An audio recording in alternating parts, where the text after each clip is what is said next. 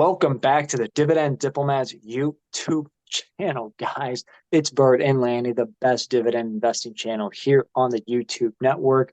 And man, I'm following Bird's trend. I'm following his path. I own dozens of stock positions, but today's video is uncovering and going through not one, not two, not three, but 6 dividend stocks or stock positions slash ETFs that I am selling or have already sold and what I'm doing with those proceeds. That's fantastic, Lanny. We're pumped up to see what moves you are making in that portfolio. But before we do, subscribe, give this video a thumbs up, help us reach 20,000 subscribers. Guys, let's go. 2024 is all about the year of portfolio cleanup for Lanny and I. We both continue to cut some positions that are just not core holdings anymore and reinvest it into stuff we've been buying, actively doing, in the positions we want to grow.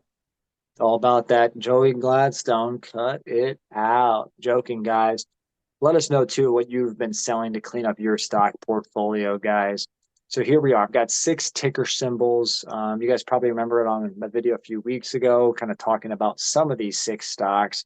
But there's actually 3 new names not discussed during the video of me thinking about selling some stocks that we're going to bring to the table here, guys. And the reason being is these are some small stock positions, right, Bert, that I have?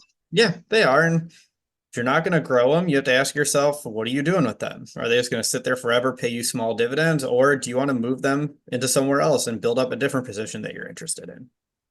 And you're spot on, Bert, and that's exactly what I'm doing, because I'm going to reallocate also all of the proceeds into current positions. So this is going to be literally 6 less positions, 6 less tickers that I'm going to have to watch, have to pay attention to earnings release, dividend cuts, dividend raises, no dividends.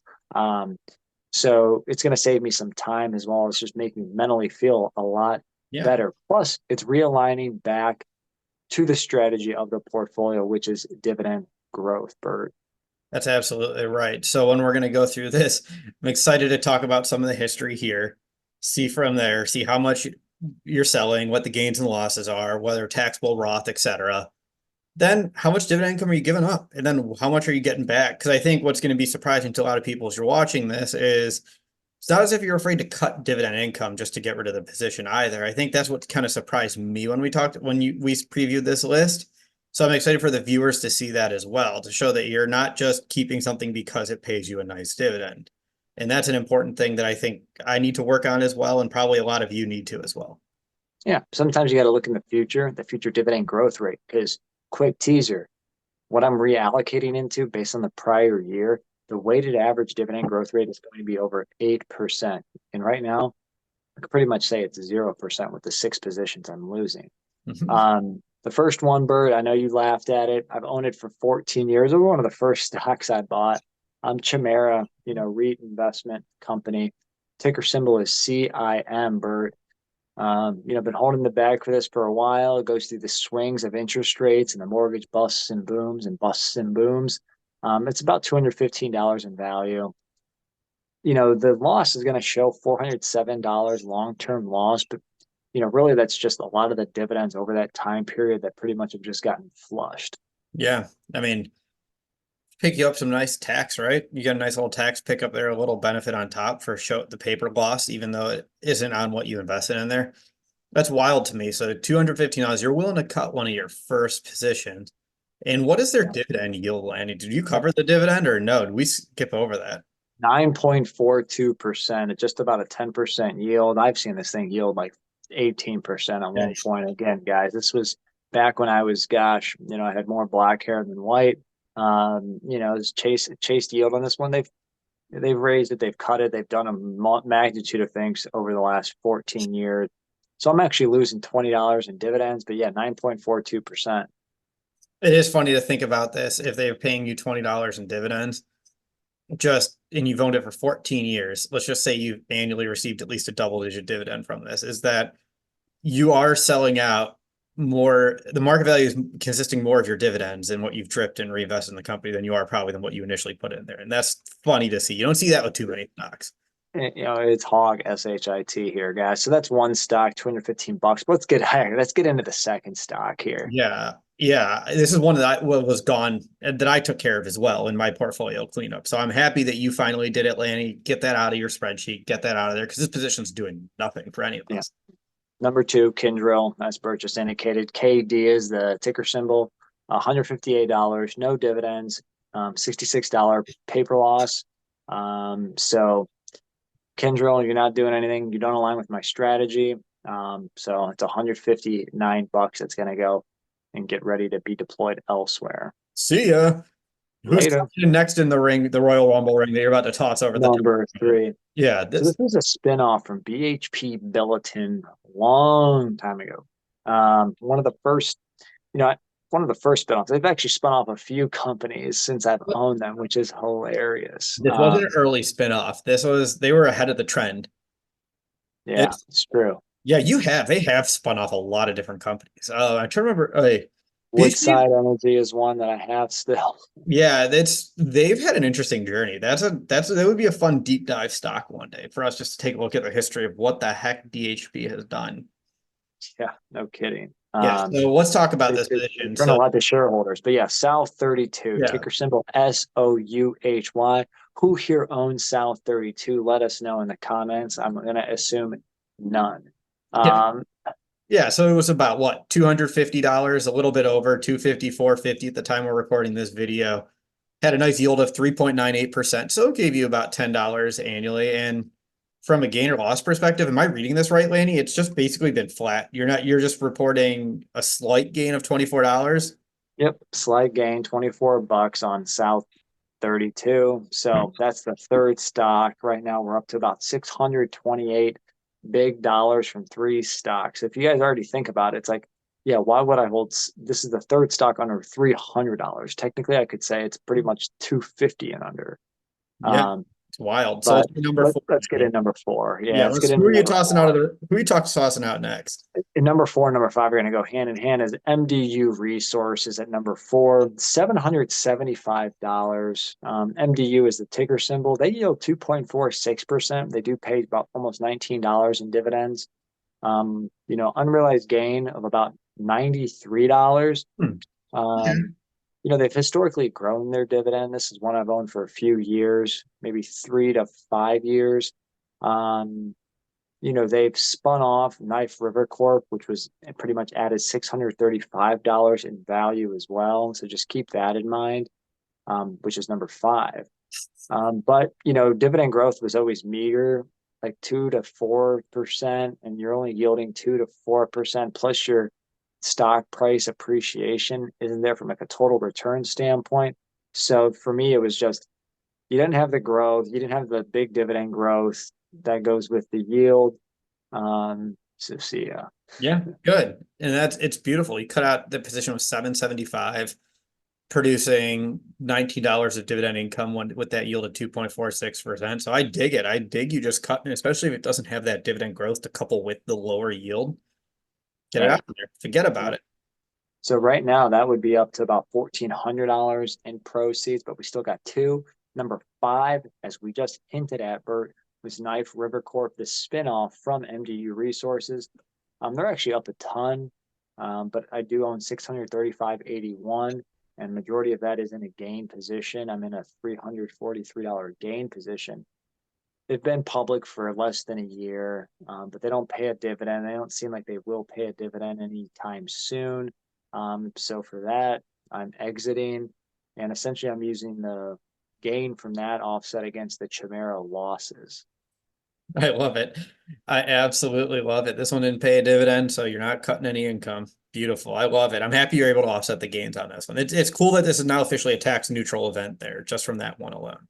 Yep, and then obviously we're about at $2,000 to $2,100 in proceeds. But Bert, we got number six here Let's coming up. go. Let's go. Let's go. Let's go. Because you were not expecting this one. I don't care what you tell me. Nope, was not expecting this one. So I was probably one of the early adopters of the SoFi banking and investing app. I'm sure Bert might agree or disagree. Yeah, you were early on. You were buying, like we were both buying buying let's check this thing out and see what it can do. And with that, I was also with SoFi. I was like, yeah, let me test out one of their ETFs, which they had this ETF. Well, yeah, who wants to get paid weekly from owning a dividend ETF? Yeah, it's So they great. had this SoFi weekly dividend ETF, ticker symbol is WKLY. And as we've all realized, SoFi, they dropped their crypto platform because they were required to for taking on the bank charter.